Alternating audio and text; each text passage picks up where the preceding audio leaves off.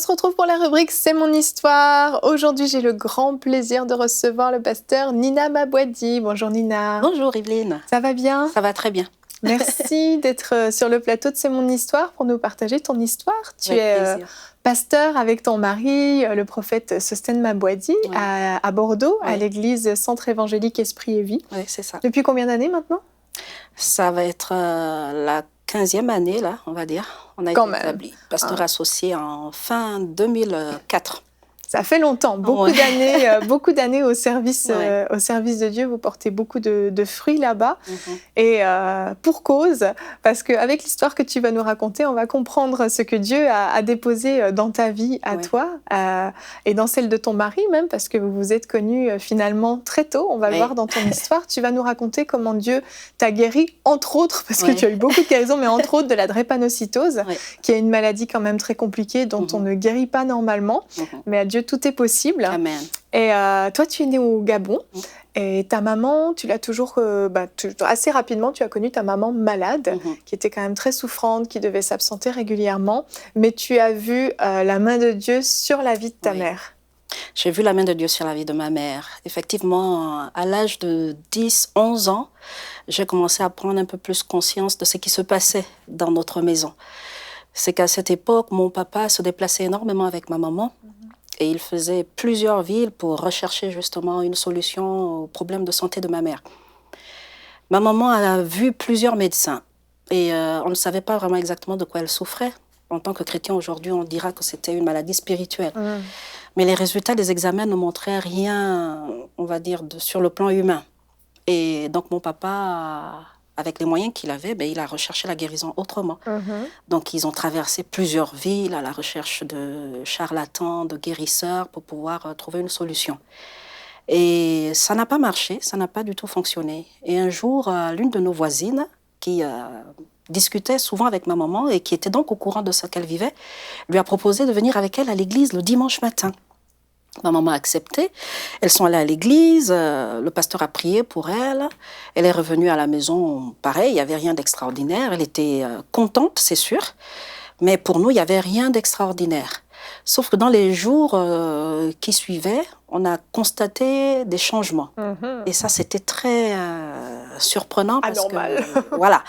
Chez nous, on voyait maman fatiguée, épuisée, il fallait l'aider. Ma maman m'a élevée de telle sorte que je m'occupe très tôt d'une famille, que je m'occupe très tôt de ma maison. C'est plus tard que j'ai compris que ma mère était en train de m'éduquer comme quelqu'un qui allait disparaître dans les jours qui suivaient, quoi. Elle te préparait à son départ, en fait. Oui, elle me préparait à son départ. Elle a fait 2 filles, et comme j'aime souvent le dire, j'ai grandi au milieu d'une bande de garçons. C'est ça, parce que tu avais de nombreux frères. De nombreux frères, je jouais aux jeux de garçons, j'ai pas grandi vraiment avec une poupée, la poupée était à la chambre, mais je jouais aux billes, au football et tout, parce que j'étais entourée de mes frères. Et là, quand ma maman commence à expérimenter la guérison, et on commence surtout à le constater, moi, pendant ce temps, qui souffre, parce que j'étais malade depuis ma tendre enfance, je souffrais de la drépanocytose. Comme disent les médecins, j'étais porteur AS de la maladie. Donc, je faisais beaucoup d'anémie, j'avais de grosses douleurs au niveau des articulations, j'avais les articulations qui enflaient, les paumes de main qui enflaient à chaque fois. Et j'étais tout le temps malade. Et à chaque fois, je me demandais souvent si je vais terminer la journée à la maison ou à l'hôpital. À cette époque, ma maman était matrone, ce qu'on appelle sage-femme aujourd'hui. C'était les sages-femmes de l'époque. Et donc, il y a des moments où, quand ma maman était de garde, avec mon petit frère, on est les 2 derniers de maman, on dormait à l'hôpital, ou parfois je dormais à l'hôpital parce que j'étais hospitalisée. C'est ça, donc tu t'as vécu presque à l'hôpital. Oui. Et il y a des moments aussi où, quand j'étais malade, elle me gardait à la maison, sous perfusion. Elle s'occupait de moi à la maison. Et encore une fois, je suis malade. Et là, maman est maintenant chrétienne. Et elle me propose de faire venir un ancien de l'église pour prier pour moi. Je lui dis d'accord. Donc, quand cet ancien arrive, il me dit, avant de prier pour toi, j'aimerais te présenter le Seigneur. C'est Jésus qui guérit, mais j'aimerais t'inviter à recevoir donc Jésus dans ton cœur. Et il m'a présenté l'évangile. Il m'a fait faire la prière de repentance. J'ai prié, j'ai reçu le Seigneur dans mon cœur et tout, au nom de Jésus. Amen. Quand j'ouvre mes yeux, je suis toujours sous perfusion. Je me dis, bon, peut-être que ça va être comme maman, ça va être progressivement. Alors, quelques temps plus tard, ma maman me dit, maintenant que tu es chrétienne, ce serait bien de venir avec moi à l'église. Et donc, je lui dis, d'accord, maman, et tout. Je vais à l'église et là, je découvre un groupe de jeunes, mais vraiment extraordinaires. Des jeunes qui sont enflammés pour Dieu, des jeunes qui passent des heures à l'église à écouter la parole, des jeunes qui sont épanouis. Et je me disais, waouh, mais eux, ils n'ont pas de problème de santé. Ils vont bien, eux, apparemment, et toi, j'aimerais bien leur ressembler, quoi. Et là, j'écoute la parole en pleine réunion de jeunes et je suis vraiment touchée par le message. Et là, je fais une prière au Seigneur. Et j'ai dit à Dieu, Seigneur, je continue à ressentir ces douleurs dans mon corps, mais je te fais cette prière. C'était vraiment pour moi une alliance que je faisais avec Dieu, Seigneur. Quand tu vas me délivrer, Seigneur, quand tu vas me délivrer de cette douleur, de cette maladie, moi, je vais te servir. Et je m'engage vraiment à te servir, à mettre du temps à part pour toi, à mettre des heures, à ne pas me fatiguer pour te servir. Et c'est une alliance que j'avais faite avec le Seigneur. Vraiment. Et là, quelques temps plus tard, je commence à ressentir des changements dans mon corps. Je vais de moins en moins à l'hôpital. Je fais de moins en moins l'anémie. Et je continue à recevoir la parole de Dieu. Et là, quand j'arrive dans ce groupe de jeunes aussi, je tombe dans une période où il y a des changements qui se font. Le groupe de jeunes était dirigé par un bureau, donc un président, un secrétaire, etc. Et il y avait un ancien de l'église qui avait un regard sur la jeunesse, donc qui était au-dessus du bureau. Et là, quand on procède aux élections pour le nouveau bureau, et on vote le nouveau président, et là, c'est celui qui est devenu mon mari, qui devient président de la jeunesse.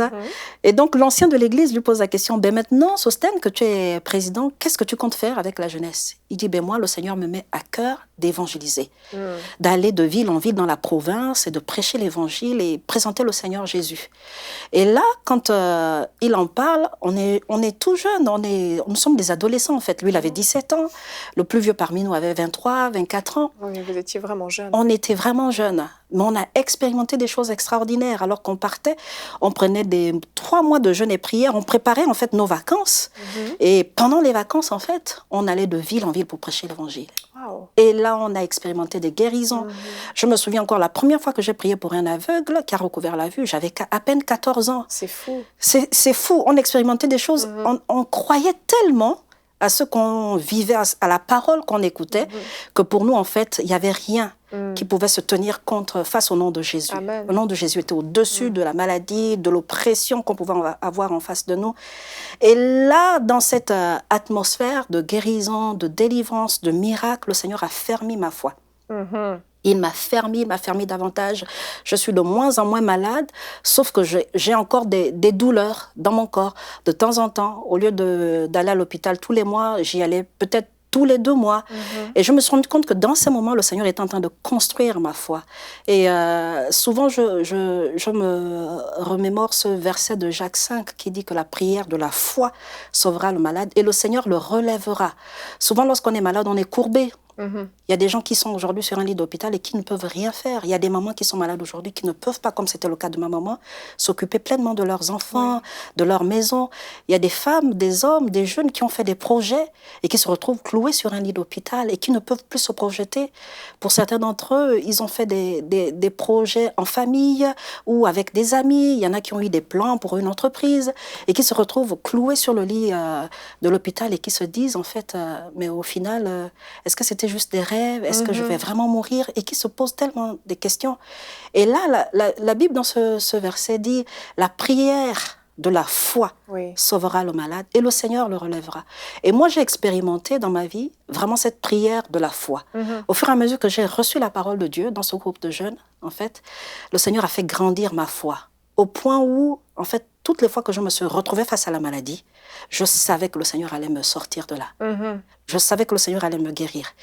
Et bien après, même après notre mariage, même en tant que maman, j'ai été face à la maladie à plusieurs reprises. Je me souviens encore, j'étais étudiante à Bordeaux et un samedi, je préparais un concert en faveur de l'église persécutée.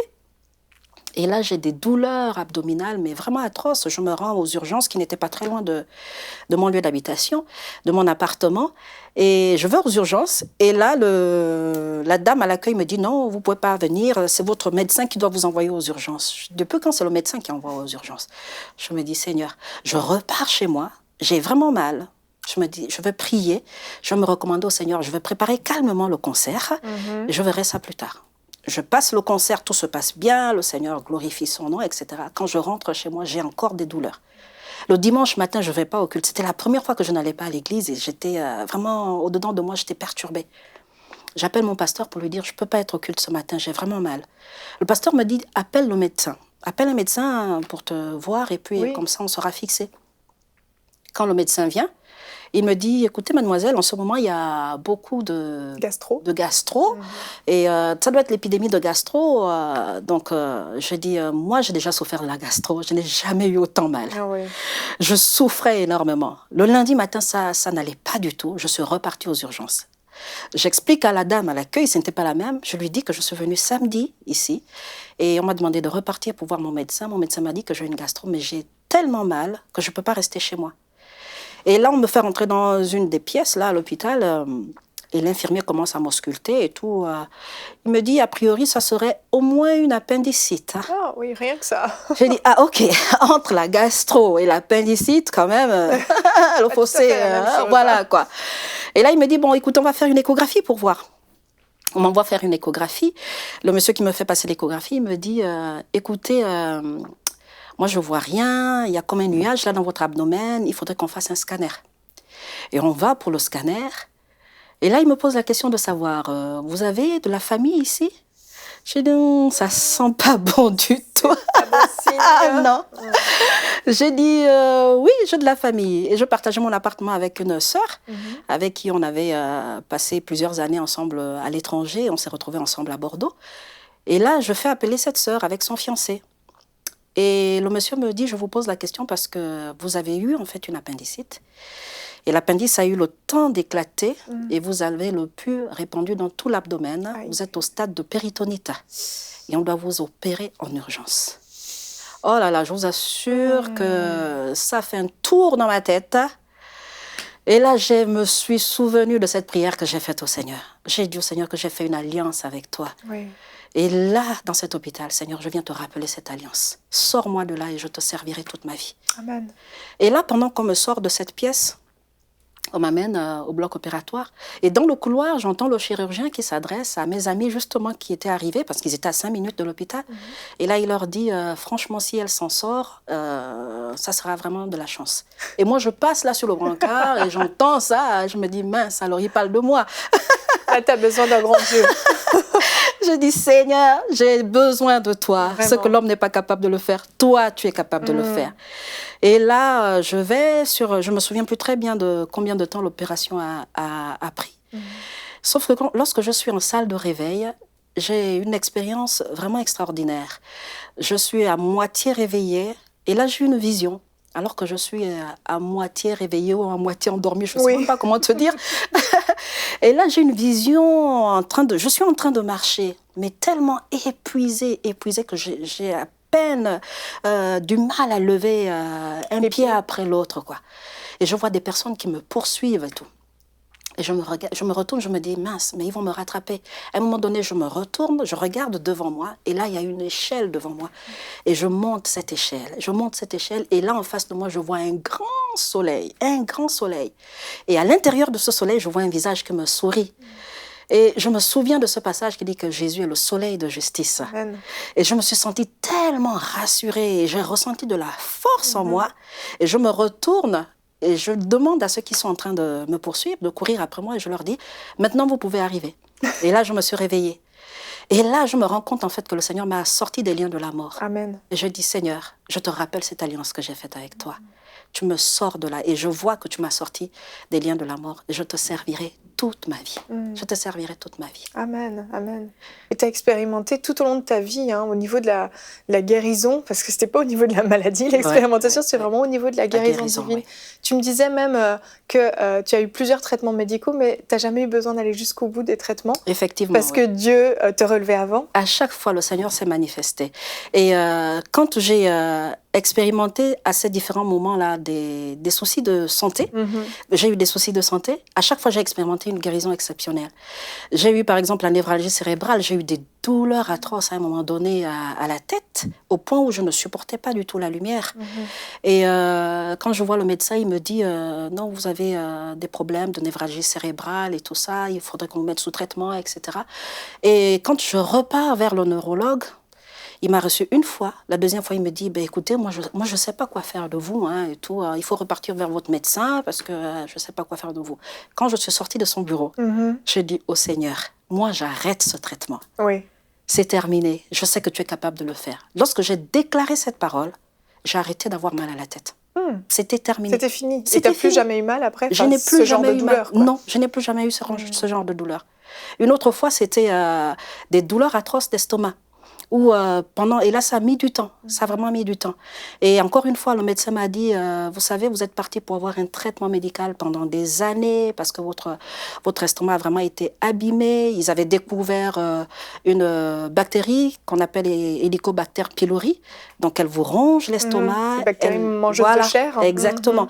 Elle vous détruit la paroi qui protège votre estomac. Et donc, vous devenez sensible. Lorsque vous mangez, par exemple, épicé, vous êtes un sujet sensible. Et ça, je ne savais pas que je l'avais. J'avais eu une fibroscopie 8 ans avant. Les médecins ne m'ont pas transmis le diagnostic. Et quand je revois le gastrologue 8 ans plus tard, alors elle me demande, dites-moi, il y a 8 ans, qu'est-ce qu'on vous a donné comme traitement par rapport à la bactérie? Je lui ai fait, pardon? J'avais cette bactérie il y a 8 ans. Elle me dit, si. En fait, ça fait 8 ans que tu l'avais, voilà. Finalement. Et peut-être même plus, puisqu'ils l'ont découvert 8 ans auparavant, donc je ne sais même pas. Et encore une fois, j'ai vu vraiment la main du Seigneur. Et là, quand je rentre dans ce traitement, le médecin me dit, comme je disais, voilà, vous allez rester sous traitement pendant des années. Et j'ai déclaré la parole de Dieu. J'ai dit au Seigneur, par tes meurtrissures, je suis guérie et je veux voir ta gloire. Et je n'ai pas terminé ce traitement. Je n'ai pas terminé, j'ai vidé mon placard qui avait tellement de médicaments. Et j'ai dit, Seigneur, je pose cet acte et je déclare que je suis guérie au nom de Jésus. Et les douleurs ont commencé à s'estomper, jusqu'à ce que j'ai plus eu besoin d'avoir rendez-vous, de rencontrer mon médecin. Gloire à Dieu. Toi, qu'est-ce que tu pourrais dire à quelqu'un qui nous écoute, qui souffre de maladie, qui n'arrive pas à obtenir sa percée? Qu'est-ce qui manque en fait? Qu'est-ce qu'il faut pour obtenir cette percée dans la guérison? Comme j'aime souvent le dire, lorsque je prie pour quelqu'un qui est malade, je lui dis souvent, j'ai assez de foi pour toi. J'ai assez de foi parce que j'ai tellement expérimenté la guérison divine que je sais qu'il n'y a aucune maladie qui soit au-dessus du nom de Jésus. Et lorsque la Bible déclare que par la meurtrissure de Christ à la croix, nous avons été guéris, nous avons réellement été guéris. Alors j'encourage quelqu'un qui est malade à l'instant où je parle, quelle que soit la maladie qui vous frappe, qui vous crible, c'est important que vous puissiez prendre et déclarer les promesses que le Seigneur a dites à votre sujet à propos de la maladie. La Bible déclare que Jésus est venu mourir à la croix pour nous. Il a porté nos péchés et par ses meurtrissures, nous sommes guéris. Nous avons été guéris. J'aime cette version qui dit nous avons été guéris. C'est-à-dire que ça a déjà été fait. C'est comme un match, lorsque vous n'avez pas été au stade, vous le regardez en différé. Et c'est pareil avec la guérison. Le Seigneur l'a accompli à la croix et on est en train de vivre un match en différé. C'est pourquoi on peut peut-être parfois expérimenter, comme celui qui était justement en plein stade, les mêmes émotions, l'euphorie ou parfois la colère quand notre équipe n'a pas joué comme on attendait. Mais le match est déjà terminé. Le match est joué. C'est pareil par rapport à notre guérison divine. Le match est déjà gagné. Jésus a déjà accompli votre guérison à la croix. Alors, je viens vraiment déclarer la vie de Dieu là où vous êtes. Je viens vraiment déclarer la guérison divine là où vous êtes. Et je prie au nom de Jésus que le Saint-Esprit de Dieu vous visite. Et je viens déclarer que le cancer n'a aucun pouvoir sur votre corps. Je déclare que la drépanocytose n'a aucun pouvoir. La sclérose en plaques n'a aucun pouvoir. La dépression libère vos pensées dans le nom de Jésus de Nazareth. Et je viens au nom de Jésus déclarer le sang de Jésus. Et je prie aussi pour toutes ces personnes en qui le Seigneur a investi un don de guérison afin qu'ils puissent se manifester, que vous soyez des sources de guérison, des sources de délivrance, un instrument de guérison pour plusieurs autour de vous. Que la grâce du Saint-Esprit soit votre partage et que vous puissiez expérimenter cette parole de la Bible qui déclare que par les meurtrissures de Jésus, nous avons été guéris. Que ton nom soit béni, Père éternel, que ton nom soit glorifié pour les miracles qui vont suivre, Seigneur, ces temps. Merci pour la foi que tu réveilles dans les cœurs de plusieurs, dans le nom de Jésus. Amen. Amen. Amen. Merci beaucoup, Pasteur Nina. Merci d'avoir partagé ton histoire et d'avoir fortifié des hommes, des femmes derrière Amen. leur écran Amen. qui ont pu expérimenter à leur tour cet élan de foi qui produit le miraculeux. Merci Amen. beaucoup. Que Dieu soit béni. Merci.